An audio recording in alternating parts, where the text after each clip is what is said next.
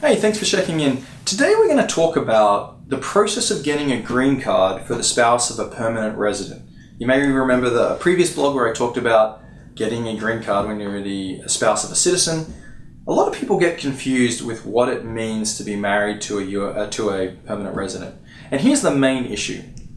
When you're married to a US citizen, you can adjust status from being unlawful. You need to have entered the country lawfully, but if you came in here on a student visa and you've expired and you marry a US citizen, you can still get your green card without issue. That is not the case when you marry a permanent resident. Unfortunately, you need to maintain status the whole time, and you're going to come into problems with dual intent. So let's use this as an example. Had a client come in, spouse was from a foreign country where they came in on a B1 visa. And they got married. The gentleman was a permanent resident and couldn't become a citizen because his country did not allow for dual citizenship.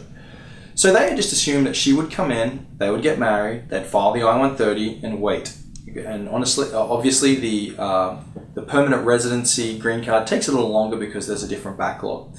Well, what they didn't realize is that when she goes out of status on her B1 or B2 visitor's visa, that she's actually not able to adjust status through her marriage to a permanent resident.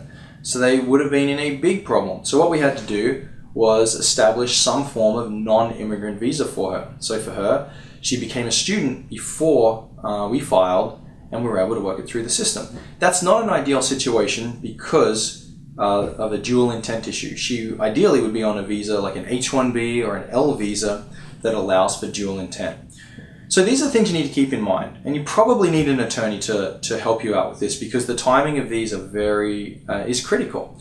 First of all, one, you need to make sure that if you're marrying a permanent resident, that you maintain your status throughout the process of the processing of the I-130 until you file the adjustment of status.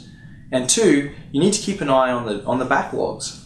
Right now, so today is June of 2016, it's about 2.5 years. So you just need to keep in mind that that's the amount of time you're going to have to maintain status and have a strategy and funds in place to be able to do that. Best of luck. You need to really understand the process of filing an adjustment through a permanent residence. So spend extra time looking at it, and honestly, I would recommend calling an attorney to help you out. Thanks.